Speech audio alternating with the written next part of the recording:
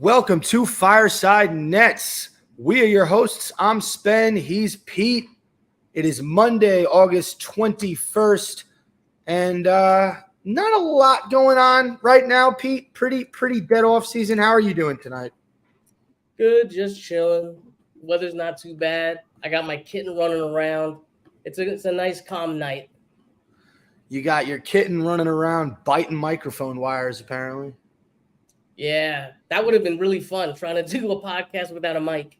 That would have been great. Yeah, that would have been tough. I'm coming off a bachelor party in Newport, Rhode Island over the weekend. You know, I'm getting up there in age, so definitely tough to recover at this stage in the game. But I hung tough. I wasn't, the first guy to bed. I wasn't the first guy to go home from the bar. I definitely held my own with 7 kids who can definitely drink some booze.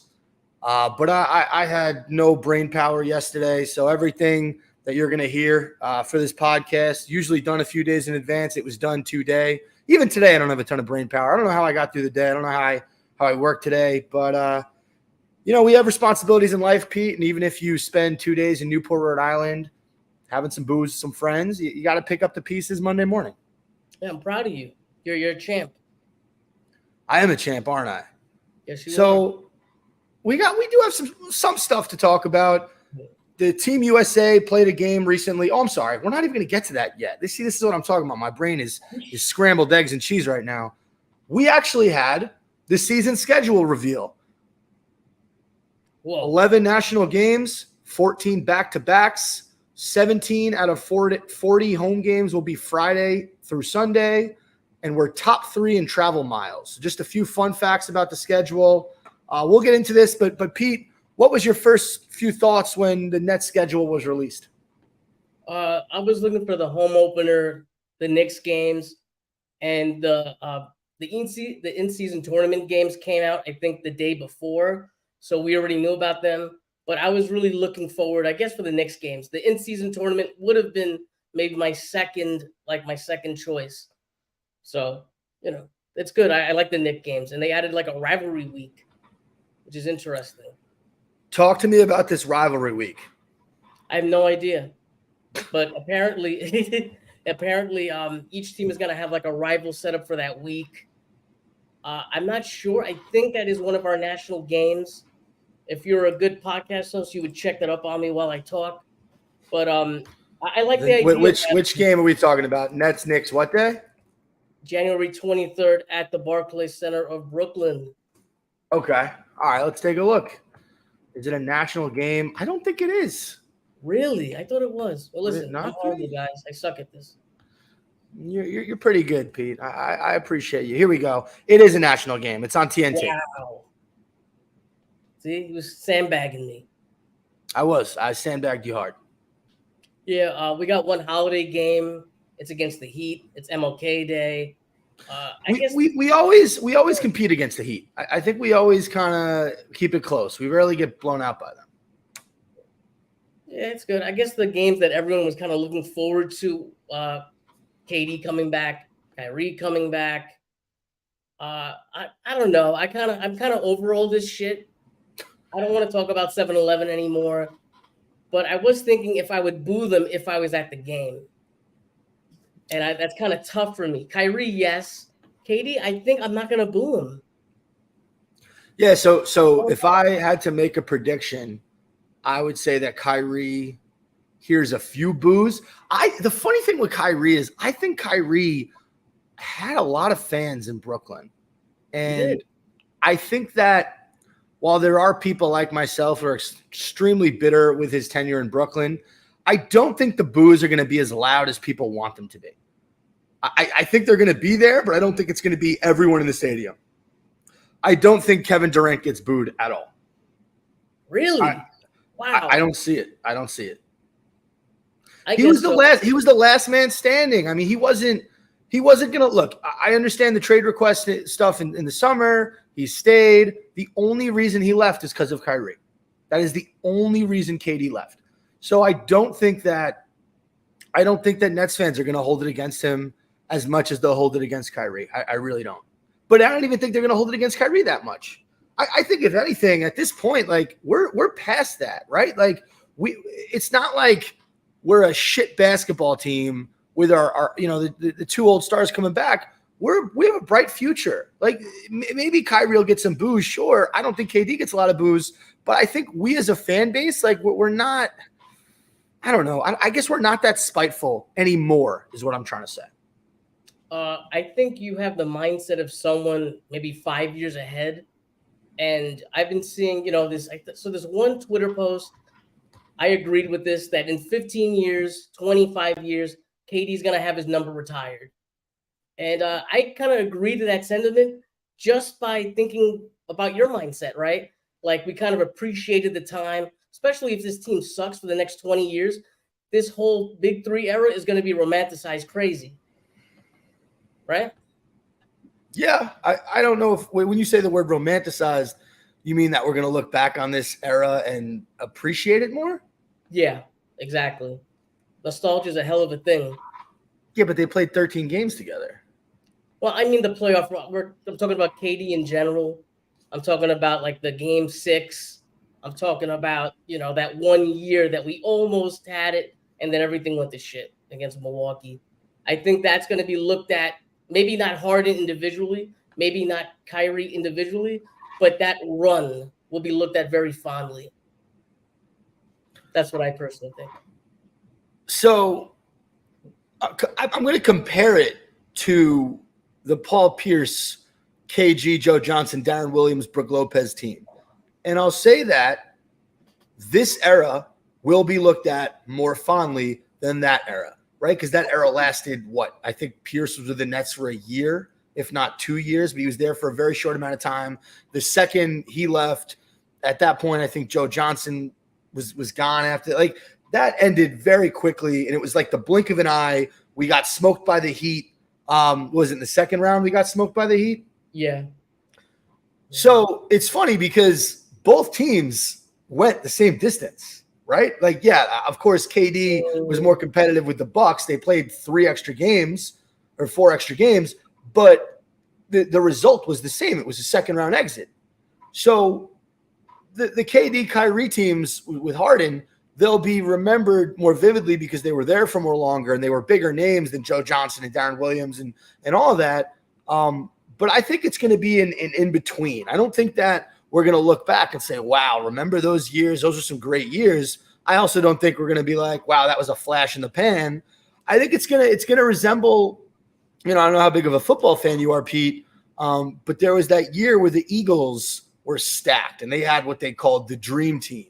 And it was like Nnamdi Asomugha got signed. There was a ton of names, and they absolutely underachieved and didn't do much. And I think it's going to be looked at that way. Like, I remember this Brooklyn Nets team. They could have went on a run. They just never put it together, and everything fell apart relatively quickly. Yeah, the difference with that team, with the Pierce team and the Big Three team, is that I really thought, I think a lot of people actually thought, like, this is our year.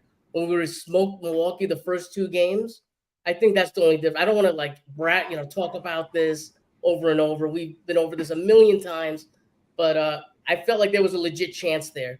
Pierce's team, I didn't think so. Fair. Finishing up with the schedule, we have a game January 11th in Paris, France, against the Cleveland Cavaliers. Any intrigue there? I mean, playing in Paris, do we have any French players? We used to have Timothy Luwawu-Cabarrot, no longer a Brooklyn Net. Well, I can tell you this. There's someone out there, a very generous person. It doesn't matter where, this money's coming from, but some generous person, some generous soul is going to donate so then we could go to Paris, pay for our flight and the tickets and everything in a hotel so we can make some beautiful content out there. And you could be that beautiful person, someone watching. Just keep that in mind. You're rich. So for those listening, Pete just gave a very interesting proposition. Not only would you fly us out and pay for the tickets and the plane ride and the hotels and everything, we would let you come on Fireside Nets for an episode. You would be our guest of honor. You would be on the show the whole episode, give your opinions, give your takes. I don't know, man. That is a deal that is hard to pass up. Think of the content. We could eat like escargot live. I might hate it. I could spit it out. It'll be hilarious. You could be No, that nice you'd have to person. swallow it. You can't spit out escargot in Paris. You got to just pinch your nose and A nice suck wine. that snail down.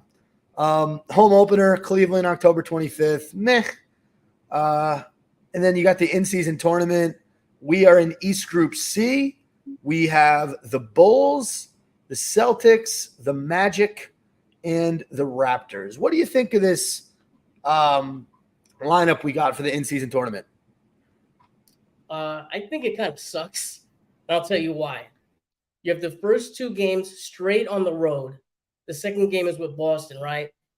I'm going to guess, keep in mind there's only 4 games, right? So if you lose one of the first 2 games, I'm going to assume that you're going to be in a hole. Having the second game as Boston makes the first game really pressurized in Chicago, because you could just be down 0-2 and out of the tournament immediately. Right. Are you going to be upset if we get smoked in the first 2 games and don't do anything in the in-season tournament? Or are you going to be like, meh, it's an in-season tournament. Who gives a fuck? Oh, no, I'm all in. I was not in. I'm all in now. Like, we can't win the NBA trophy. We might win this somehow, some way. All right, I'm with it. All right, and then finally, the last part of the schedule, you saw all the teams. They were posting sort of their own versions of the schedule release. The Nets had a few.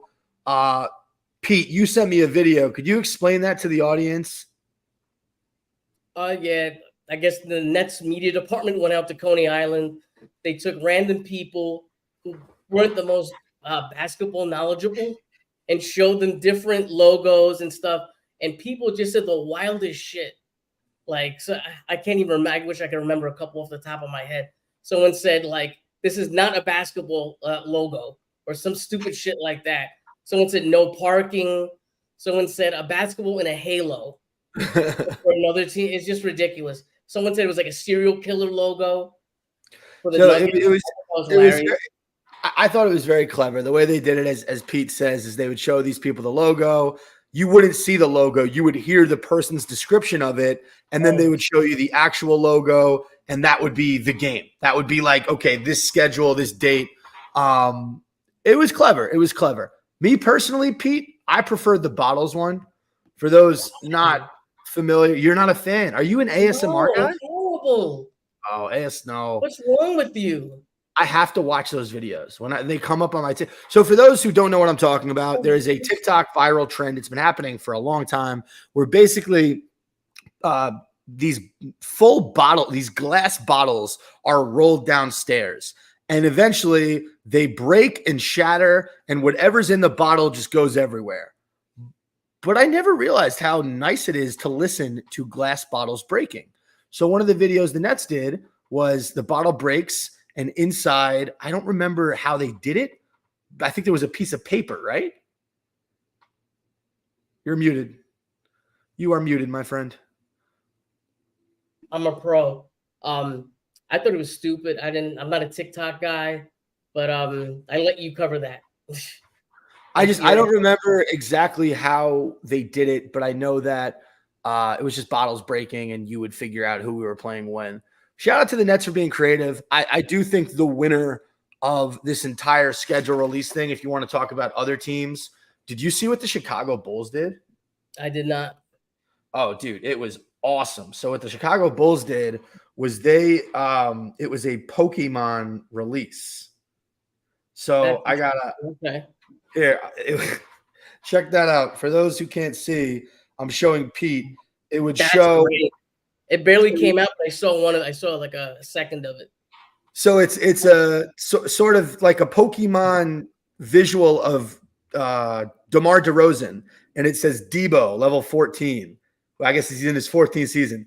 And then it's a picture of Bron, and with Bron, it says level 20. Hilarious. And that is fucking awesome. Like to pull a pop culture reference like Pokemon and relate it to basketball. That person deserves a raise. Very well done by the Chicago Bulls. Yeah, that was pretty cool. The one that we talked about for the Nets, was actually used by the Tennessee Titans, so we kind of have to give them credit, I guess. But which one, the bottle one or the other one? The Coney Island one. Okay. With the logos. How many was there? Anyone else? Any other videos that the Nets put out that I missed? Yeah, they had like this this guy. I think his name is Jeffrey Wright. I hope I got his name right. And he's like one of these guys. He's like a guru, and he says April 23rd, the Nets are going to be at the Knicks at Madison Square Garden, and it was like a whole like list of different games and stuff. It was like a meditation type thing. So that Jeffrey Wright, the actor?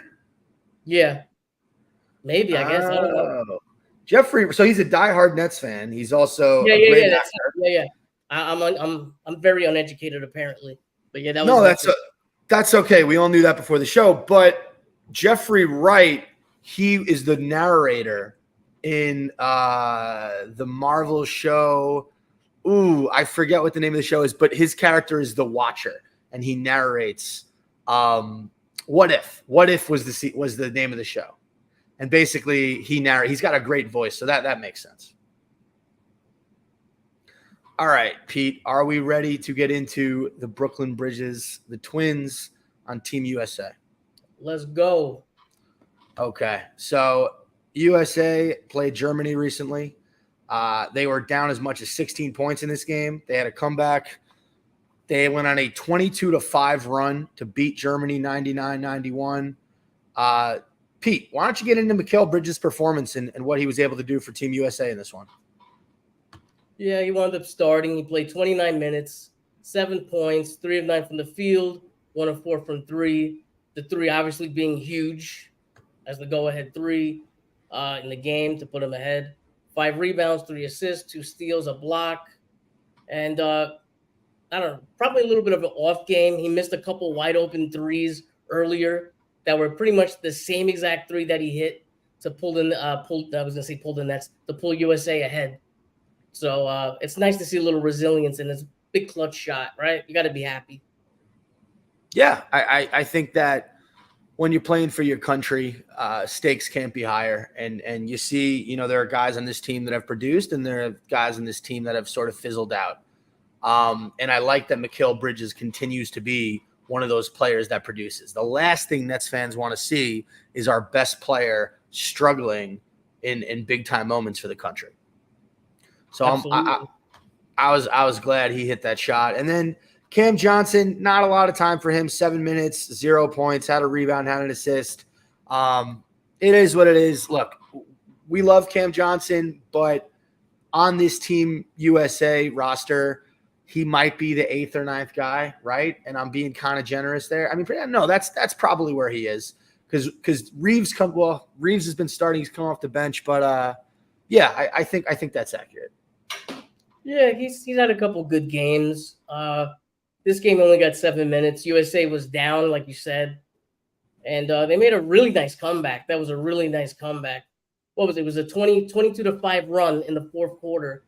Man, Germany has a good team. Germany is definitely a contender in the tournament. So this was not like one of these, oh shit, like they just shit the bed against the team that they should beat. No, Germany's pretty good. Germany has some talent. Yeah. Dennis Schroeder, oof, guy can play. Of course. I always wanted him to be a Brooklyn Net, by the way. Do you want Anthony Edwards to be a Brooklyn Net? We're gonna get into him in a second. I was looking at the roster.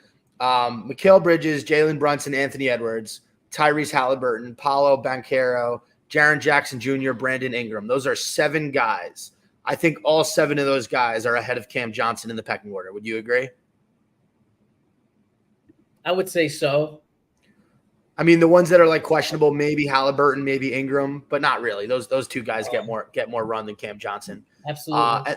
And then the only guys behind Cam. Oh no, and I didn't even mention Austin Reeves. So that's 1, 2, 3, 4, 5, 6, 7, 8. So that's 8 guys who get more run than Cam Johnson. And then right behind him, I'd say is Walker Kessler, Bobby Portis, and Josh Hart. Yeah, you had a couple good guys putting up like some great numbers. Halliburton's had a couple good games. Edwards obviously has had a couple great games. And it might be a little harder for Cam to get some burn. But as everybody knows, I'm maybe it's not the worst thing in the world. He gets a little bit 10, 15 minutes in there, and we're good. Yeah, I think that Tyrese Halliburton has a chance to be a top 5 point guard this season. I I really agree. like his game. I just think that there aren't a lot of point guards that do more than he does. I think, it's probably Steph Curry. It's John Morant when he's healthy. It's Luka. And I can't think of anything else. Garland. I'll take Tyrese over Garland. I'll take Tyrese over Trae Young. I'll take Tyrese over a lot. Brunson starts over Tyrese on Team USA, so that's a tough one. I personally like Halliburton more than Brunson. That's a preference thing. But I do want to get to Anthony Edwards. He was insane in this game. 34 points for Anthony Edwards. He took over down the stretch, had a few monster dunks in this game, a few big-time layups, a few big shots. He has sort of come – I don't want to say he's come out of nowhere because we all knew who Anthony Edwards was, but he's kind of proven that he is probably a top 3 shooting guard in this league, Pete. You're muted. Listen, I know. I got it. I'm a pro here. Listen, we don't want to fall in love with a small sample size. The guy's obviously very talented. We always knew he had the talent. Maybe he is coming into his own, but let's not forget, where we are. This is not the NBA game. I still think he's going to have a great year, and I still think he's going to be a great player, but I think people are starting to fall in love with him a little bit too much. Just my opinion. I don't understand why. I don't get that take. And I say that because what does he have to do to prove to you that he's big time? If he's putting up 34 against a tough Germany team that I think was undefeated coming into this game in exhibition, they were 4-1 or they had won a lot, what more would he have to do to prove to you that he's big time? Nothing. He's got to do it in the NBA. Fair enough. Okay, so by that degree, USA FIBA basketball does not mean as much as the NBA. Absolutely not. That's fair. I don't know. I look, put me in the group of people that's fallen in love with him. I love his game. I love the way he plays. There's a certain passion, a certain tenacity there that, you don't see with a lot of guys. Like I think of Paul George, right? LA Clipper Paul George. Paul George is a great player. But he doesn't – I don't see there's like – I think maybe in Paul George's younger days with Indiana, I saw that fire. I saw that passion. I feel like he kind of – I don't know, sleepwalks occasionally through the regular season. He's not necessarily a passion guy. He's not an energy guy at this stage in his career. That is one of the things I love about Anthony Edwards. He has this sort of intensity and passion that you see from guys like Jimmy Butler, from a guy like Kobe Bryant back in the day. There's a lot of promise with a guy who's not only extremely talented and athletic, but he has it mentally. He wants to take guys' souls out of their chest. He was trash talking Germany in that game. I would give everything to have Anthony Edwards on the Brooklyn Nets, but it is what it is. And look, there's a lot of great players on this USA team. He is the clear alpha, right? Like he is the guy. Steve Kerr said it after the game. So that's another reason why I'm bought in. But I listen, I get it. You're entitled to your opinion. You want to see it in the NBA. You want to see him dominate, score 30 a game in the NBA. I think he might be able to do it this season. I want to see Anthony Edwards surpass Devin Booker. That's something I would like to see. Me too. And I do have to say, I feel like I've been a little bit harsh on the guy from this whole conversation. But my mind and my view is focusing on the NBA is king over here, right? If I want to make sure I'm getting an NBA superstar, I want him to do it in the NBA. We know the international rules are a little bit different. Guys that are coming from Europe and play like in the Euro leagues, they could dominate there or not dominate there. And when they come to the NBA, it's different, right? I do think he's going to be, like you said, you're absolutely right. He's going to be a big time, right? But I think he's getting a little slightly overhyped. Slightly. That's fair. All right, Pete, we got a few tidbits of news in Nets world. First off, Jalen Wilson and Cam Thomas were seen working out together. I got to give credit to Brooklyn Netcast for the graphic because that's where I saw it. Cam Thomas also seen putting in work at open runs. Do you see the ascension of Cam Thomas in a Brooklyn Nets uniform coming this season? Yes. I'll tell you why. This team is going to be starved for offense, and eventually someone's going to get hurt. Even if you don't want to play this guy with his quote unquote bad attitude, he's going to get some minutes. They're gonna need some scoring, and he's going to provide it. I want to agree with you. I do. I think that we have too many guys on this team. And what I mean by that is, why did we go out and grab Dennis Smith Jr. and Lonnie Walker if we were going to give Cam Thomas more minutes? Wouldn't we go out and get more big men? Wouldn't we go out and get a backup center to help out Day'Ron Sharp when Claxton's off the court? I look at the move Sean Marks made, and it doesn't necessarily lend to Cam Thomas getting more time. Spen, are you someone who believes Cam Thomas can play point guard? I mean, he's an undersized too. Oh, no. No. I guess not. I don't want to be mean to the guy, but I think he's perfect at shooting guard. I think that's his position. I'm not upset at him handling the ball, but you need a Dennis Smith Jr. because if Dinwiddie goes down, who's going to handle the ball? Royce again? No. You need a Dennis Smith Jr. Lonnie Walker, you can make – that's different. You're absolutely right. All right. Yeah. So let's get into that, right? Because Lonnie Walker is sort of the opposite of Cam Thomas. He does not need the ball in his hands. Defensively, he's really, really solid.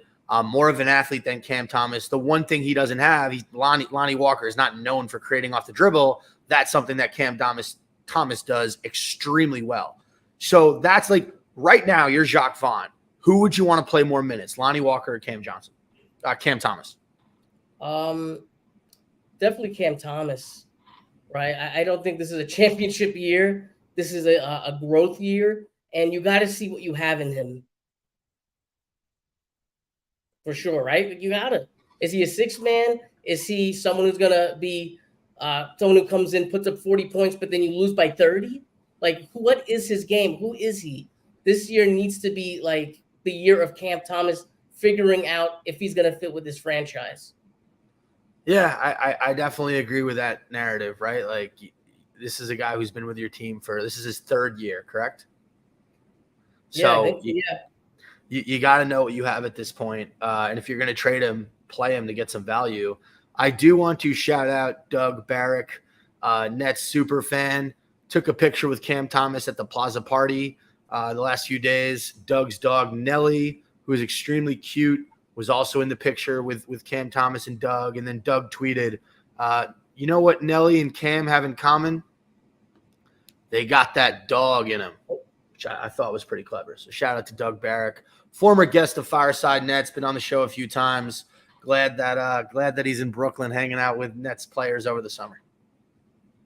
Can't go wrong. Hashtag Nets Pets. Shout out to Nelly. Also wanted to shout out Jalen Wilson. He is, shown giving back to his community recently. He was at the Dodge YMCA with Wilson basketball to present a $10,000 check to enable access to play for Brooklyn youth. Jalen Wilson, Pete, confirmed, good dude.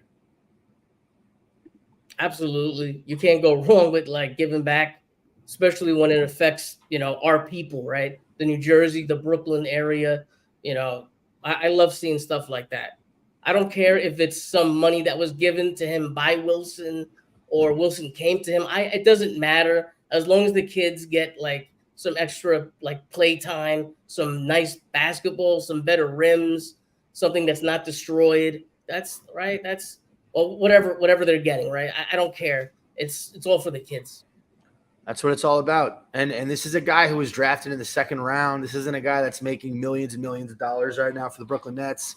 So, it's never the most wealthy guys who are the most generous. It's always just the people that want to make a difference. So shout out to Jalen Wilson for wanting to make a difference. All right, Pete. I thought of a very clever way to end this show.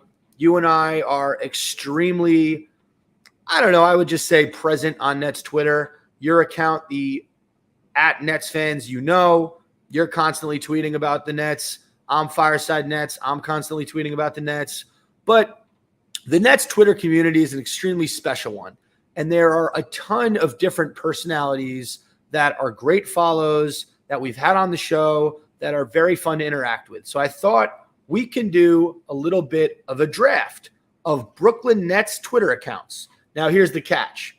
Can't be a player, can't be a coach. It can't be anyone employed by the Brooklyn Nets. That is the only rule. So we each get, or the Yes Network. So we each get 4 picks. It's a snake draft. I have a coin to see who picks first. So Pete, call it in the air. Heads or tails? Heads. It is tails. I will go first, and you will go next. As you can see there, that is tails, and that is heads. It's a really dirty quarter. I think it was in my car. I apologize. It's Scout's honor. I believe you, sir. All right. So the number 1 pick in the Nets Twitter draft. I'm going my guy, Nets depicted by SpongeBob. Oh, this is great. This is so great. You fucked up.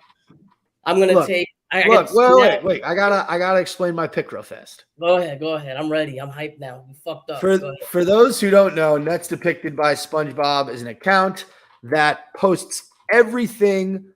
Every single tweet is about the Nets, but it's a meme or it's a clip from SpongeBob. Most of them, not every single one. It is extremely clever. He's been doing it for a while. You can follow him at Nets Depiction. The bio reads, cataloging the 2022-23 Nets season using scenes from SpongeBob SquarePants. So shout out to Nets depicted by SpongeBob. That's my number 1 pick. All right, let's hear your next 2. Okay. By the way, I've talked to Nets Depiction before. He's a nice guy. I don't want to feel like I'm shitting on him by doing this, but I got to take 2 of these guys. They've been on the podcast. I'm going back to back. Jay from BK and Mike Biseglia. We're a squad right now. We're a squad. What are you going to do? I got the trivia guy and I got Jay from BK with all the inside information. So we got me doing a little accounting shit. We're lit. You fucked up. Two good picks. Mike Biseglia, good guy.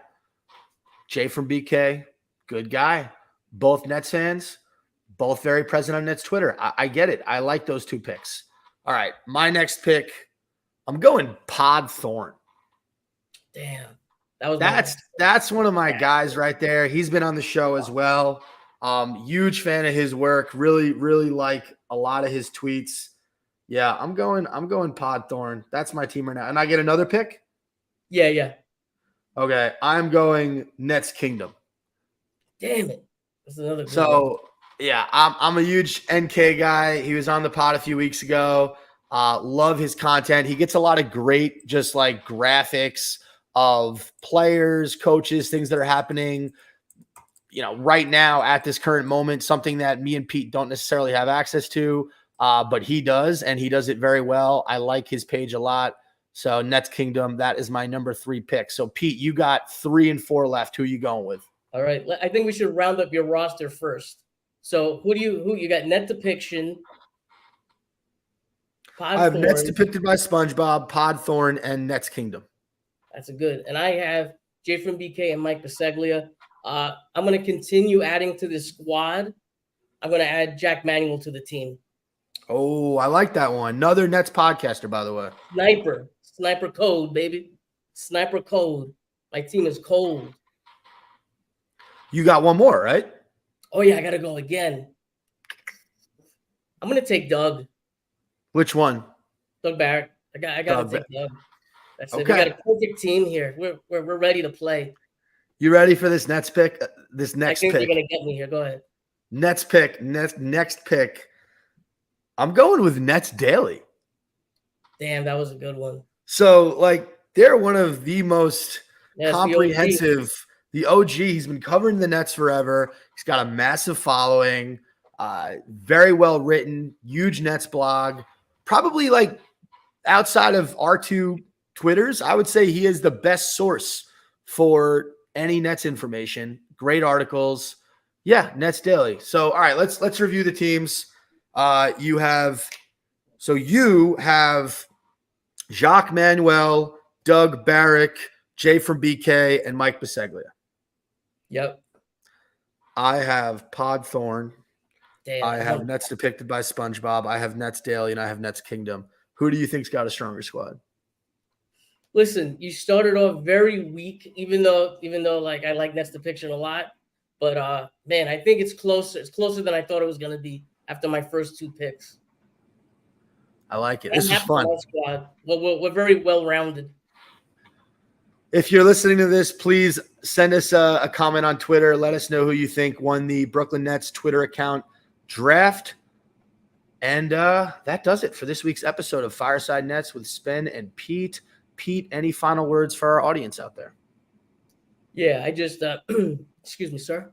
I just dropped an episode of The Only Net Fans You Know with Taylor. I want to say this guy's name right, Taylor Wayman of the Basketball Index. We did a very, very deep analytical look at the core pieces of the team: Cam, Bridges, and Clax. Very interesting episode. Check it out at Net Fans You Know. All right, there it is. Thanks for listening, everyone, and tune in next week.